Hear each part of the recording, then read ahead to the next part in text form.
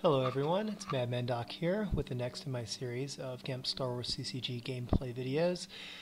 This one's going to be a little bit more lighthearted than some of the past. I played a game with the idea of creating a little bit of fun and maybe a few surprises, maybe one or two things that you don't see very often in a game of Star Wars CCG.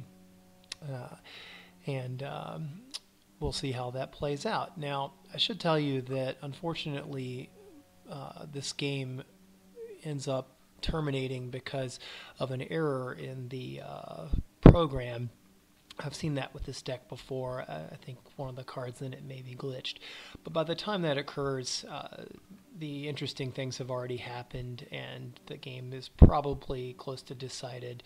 So I wasn't too bothered by the fact that the game ends up getting ended by a glitch rather than a true outcome.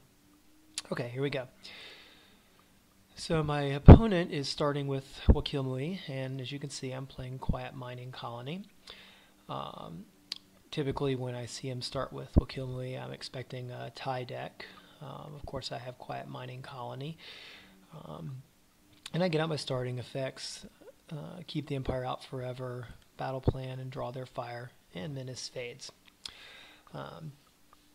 These are pretty standard for Quiet Mining Colony. This deck can be quite good.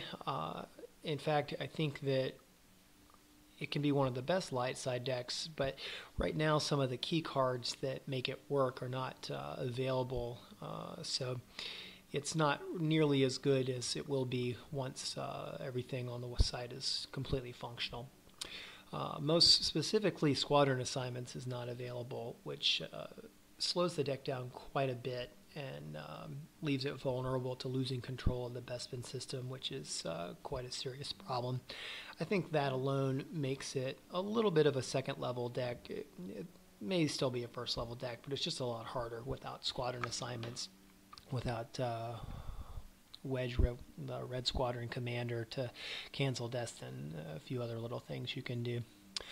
But in any case, here we go. So as you can see, I have a pretty good starting hand. I'm always hoping to get some inexpensive characters and a ship of some kind so that I can get a quick flip, and I got all of that here. Yoxgit, of course, is perfect with his free deployment on Cloud City. Wedge is inexpensive, and I have these Bespin defense fighters that I can quickly deploy to Bespin. Those are extremely strong there. You get power 5, you get decent forfeit, even if they get on you before you can build up enough for a battle destiny. You're not going to typically take a huge amount of damage, although you do have to be careful. Also, I have a barrier in hand, which is very reassuring since I'll be deploying quickly here and I'll be vulnerable to a counterattack. Alright, so he deploys Kashyyyk. I note that he started with Dreaded Imperial Starfleet, so he'll be able to cancel my drains. That's okay. I'm generally not too bothered by cards like that since I don't rely tremendously on large force drain bonuses. Cards like that hurt you more when you're trying to do something like drain for 4 at one location than they do when you're trying to drain for 1 at several different locations. So here on the first turn, I quickly get out Yoxgit and Wedge and the Bespin defense fighter and flip the objective. Now, I can't remember the last time I got a first turn flip. It's actually pretty unusual, but obviously it's really good since I can quickly start pulling those cards out of my reserve deck and using the benefit of that objective.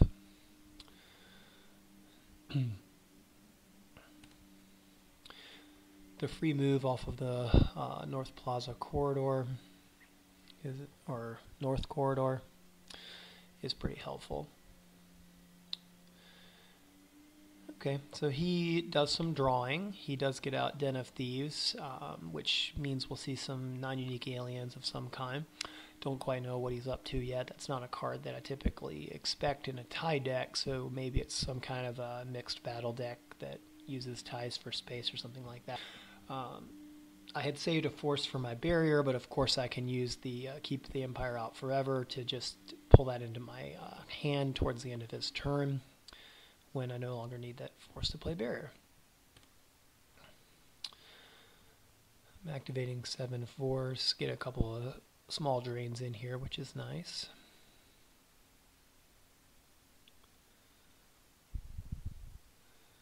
And I'm looking for a card. Now, in my force pile, I pulled out Boshek with the idea of getting him onto that Z95 Bespin defense fighter.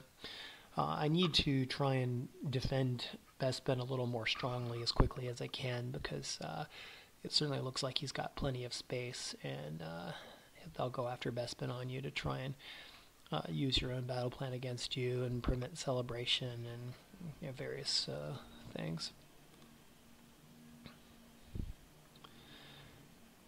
I used the independent operation to deploy a docking bay. Now, I have noticed that there's a glitch with that card. It does not allow you to search for docking bay on the turn where you flip it, even if you're still in the deploy phase. Again, some cards just aren't working at 100% yet, and in due time all that will be fixed. I get Boshek and the second Bespin defense fighter over there to Bespin, bulking up that system. So it's getting a little bit stronger. I still don't have 7 ability. I'd feel better if I did, but I do have quite a bit of power, so I'm not looking too bad. And I have these barriers.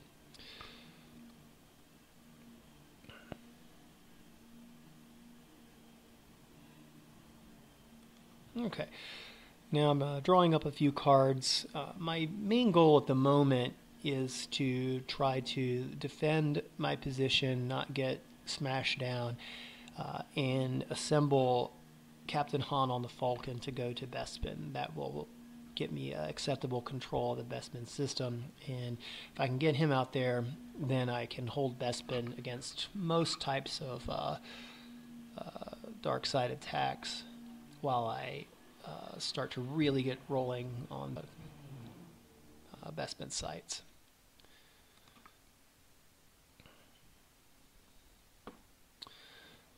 Now he plays Jakil. That's interesting. I had to take a moment to read that card. I did remember immediately that he had some ability to exclude characters from battle, but what he can do is he can exclude a character with ability less than 3 from battle.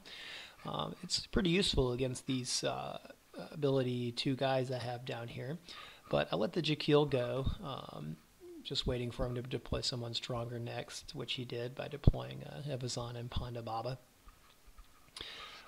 And I barrier the Evazan and Ponda Baba so that I don't get beaten too hard here.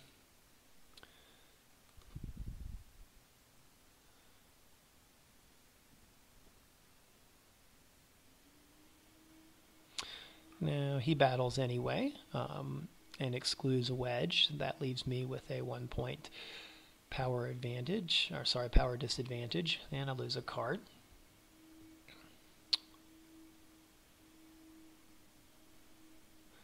I pull Chewbacca from my deck using Keep the Empire Out Forever.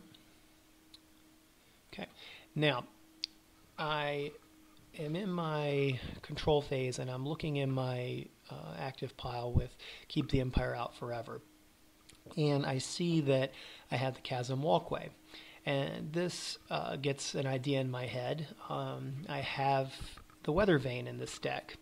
It's what it's part of what constitutes a lot of the tricks and traps of this deck, and it's useful for all sorts of interesting things. A lot of it, the things that the Weather Vane can do, are not expected, since you don't see Weather Vane too often. And in a moment I'll go over all the things it can do for you. But when I see this Chasm Walkway in my active force pile, I immediately get an idea. And that idea is that I'm going to take this Chasm Walkway, I'm going to deploy it next to the guest quarters, and I'm going to move my Wedge and Yoxgit over to it, hopefully with the idea of him following me to the walkway or deploying against me again on the walkway. Then if I can get that Weather Vane out unexpectedly, some very interesting things can happen. So here we go.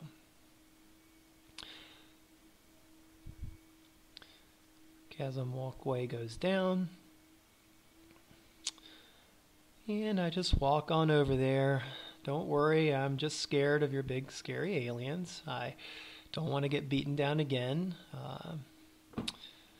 No, nothing to worry about. Now, I don't know if he's recognized that there's any danger from the chasm walkway. Some players would be suspicious since there's not a great reason to play that card without the weather vane. But, you know, it's just another location too, so maybe they're not. I honestly don't know.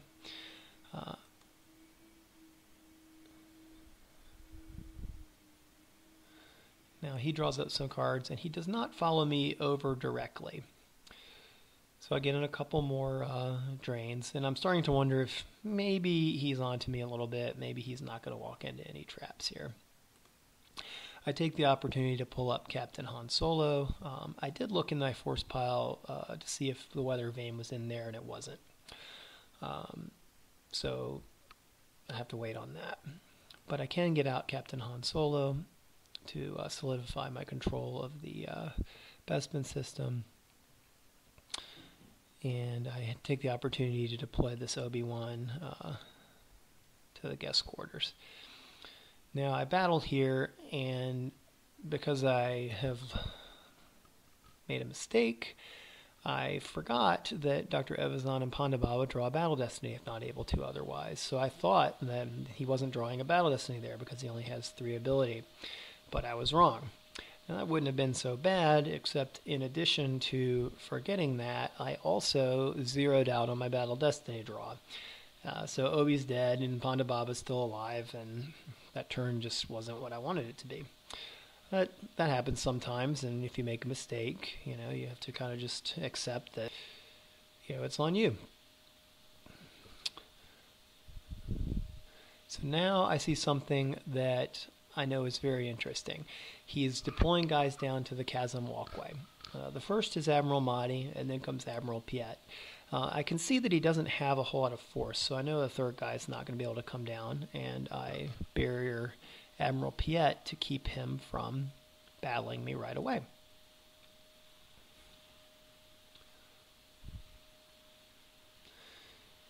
He attempts to grab someone with Piet, but it looks like there's no valid targets, and he moves over Evazan and Ponda Baba. Now, right about now, I'm sure that he is thinking that this looks pretty good. But I have some surprises here, and some of the surprises are about to go off. So I activate my force, do my drain, look in my reserve deck, and I did not have the weather vane in there, but I did have Fall of the Legend, which can go get weather vane. This is a 6 Destiny used interrupt. It can pull the weather vane out of your deck, and it can also allow you to move a lost character from a Cloud City site down to the weather vane. As you can see in my hand, I also have the Bith Shuffle and Desperate Reach, which is extra useful because the Bith Shuffle can shuffle their deck, which I like. It's a cycling 5, which I like. Desperate Reach cancels Imperial Barrier, which I like. And Desperate Reach can get your guys to move from the weather vane back up to a Cloud City site. So if All the Legend takes them down there, Desperate Reach brings them back, all the while cycling these high Destiny interrupts back into your deck. It's fun, and I think it's pretty neat. Play Fall of the Legend, use it to grab that weather vane, and deploy it. And here comes some EPPs. Luke with Lightsaber, followed by Lando with Blaster Pistol. So, those of you who aren't aware, the Chasm Walkway text says if the weather vane is on table, any characters hit here are relocated to the weather vane. So that means that if Luke or Lando manage to hit any of these guys during the battle, they're going down to that weather vane. I don't know if any of you remember when you were kids and you played a little chicken on a balance beam or maybe on a teeter-totter type of thing, and your mom would yell at you. She'd say, "Hey, you're going to get hurt. Don't be wrestling and roughhousing on that teeter-totter." Well, you're about to see why. So we start the battle. Lando fires at the lowest ability target, which is Evazan and Ponda Baba, and hits. Chasm Walkway activates, and down they go. Now, technically that's one card, but I'm going to call it two guys. That's two guys down there on the weather vane. I think that's the first time I've had two guys on the weather vane simultaneously. Luke fires at Admiral Piet, and luckily hits High Destiny. And oh dear, down he goes, down to the weather vane, which knocks Evazan and Ponda Baba off. Presumably they somehow end up in Maz Kanata's treasure box. I guess we'll have to wait for episode 8 to find out if that's true. Anyway, only Admiral Mahdi is left, and he's facing all these guys and a couple Battle Destiny. I draw the Battle Destiny. It's not great Battle Destiny, but that's not really the point. A lot of battle damage hits, and the battle is over. I've cleared off all of his guys, and now I'm going to spread out on Cloud City and try and get Pukimir Thriss out and start moving towards getting Celebration going and really controlling this game. Now, at this point, a glitch occurred and the game was canceled due to some sort of a glitch in the system. I have seen this before with this deck. It might have to do with the weather vane. I'm not 100% sure, but that seems possible. So game is over here. I think there's a pretty... I was headed for victory. Obviously, I have a massive lead in development. I have a big lead in cards. I have all sorts of defense cards. I'm about to spread out and drain like crazy. So the rest of the game might have just been a little bit uninteresting in any case. But I thought you would enjoy seeing that Chasm Walkway weather vane trick. I always love to try something interesting like that, and it's a lot of fun when it goes off like you want it to. Also, there's many other things you can do with the weather vane. You know, of course, with Bith Shuffle and Desperate Reach, you can bring back your characters. Another thing I like to do sometimes is I'll put a character like Obi-Wan or Luke with lightsaber at the Chasm Walkway by themselves, and if they were to deploy down with some massive force and you swing and hit your guy, instead of you being forfeit 0 and facing a big chunk of battle damage, your character just escapes on down to the weather vane, which ends the battle immediately, and then returns back with Desperate Reach somewhere else. Alright, you'll be seeing this type of deck again with QMC. At some point in the future I'll make another video. I'll no doubt keep the weather vane because it's just something I really like. And in the future, when all the cards are available, we'll have things like Squadron Assignments, Hark-Seth.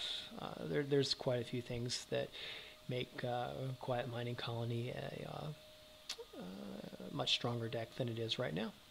Alright, well thanks for watching, and I always appreciate any feedback you may have. And have a good day. Madmandoc out.